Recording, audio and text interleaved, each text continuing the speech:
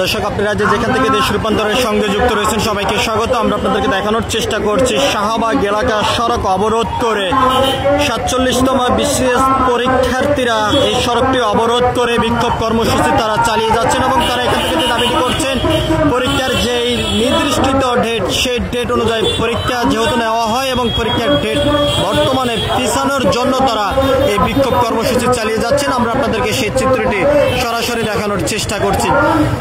দুপুর 3টা থেকে শাহবাগ এলাকায় অবস্থান করেই এই বিক্ষোভ কর্মসূচি চালিয়ে যাচ্ছেন 47তম বিসিএস পরীক্ষা শিক্ষার্থীবৃন্দরা।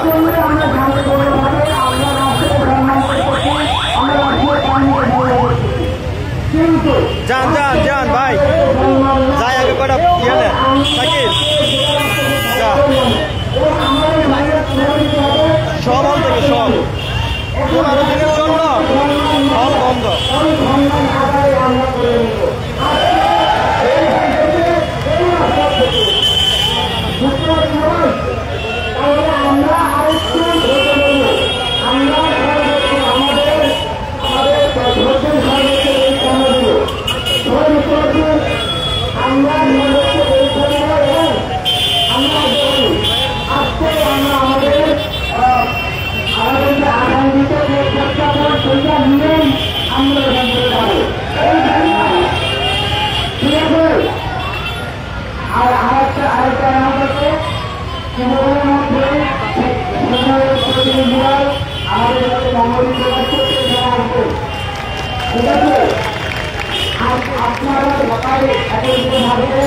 আমরা চেষ্টা করবো আমাদেরকে তাদের কাছে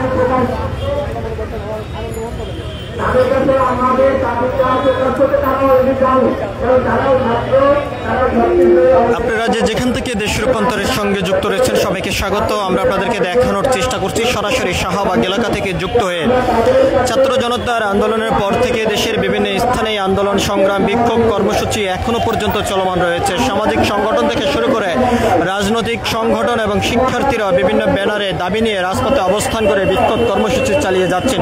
ঠিক একইভাবে 47তম বিসিএস পরীক্ষার্থী শিক্ষার্থীরা দীর্ঘদিন পর্যন্ত রাজপথে অবস্থান করে বিক্ষোভ কর্মসূচি চালিয়ে যাচ্ছেন। আজ দুপুরের পর থেকেই শাহবাগ এলাকায় অবস্থান করে সড়ক অবরোধ করে তারা বিক্ষোভ কর্মসূচি চালিয়ে যাচ্ছেন। এখান থেকে বিক্ষোভকারী শিক্ষার্থীরা যেমনটি বলছেন, যত সময় পর্যন্ত সরকার তাদের দাবি মেনে না নেবেন তত সময় পর্যন্ত তাদের এই বিক্ষোভ কর্মসূচি আন্দোলন চলমান থাকবে। তাদের দাবি আদায় হওয়ার পরে তারা নিজ নিজ স্থানে তারা ফিরবেন, এমনটি এখান থেকে শিক্ষার্থীরা বলছেন। কিছুক্ষণ আগে এখান থেকে তারা যেমনটি জানিয়েছেন, যত সময় পর্যন্ত তাদের দাবি আদায় না হবে তত সময় পর্যন্ত তাদের আন্দোলন চলমান থাকবে। পরবর্তীতে আরো বড় ধরনের আন্দোলনের কর্মসূচির ডাক আসতে পারে, এমনটিও কিন্তু তারা এখান থেকে জানিয়েছেন। আমরা আপনাদেরকে দেখানোর চেষ্টা করছি সরাসরি শাহবাগ এলাকা থেকে যুক্ত হয়ে।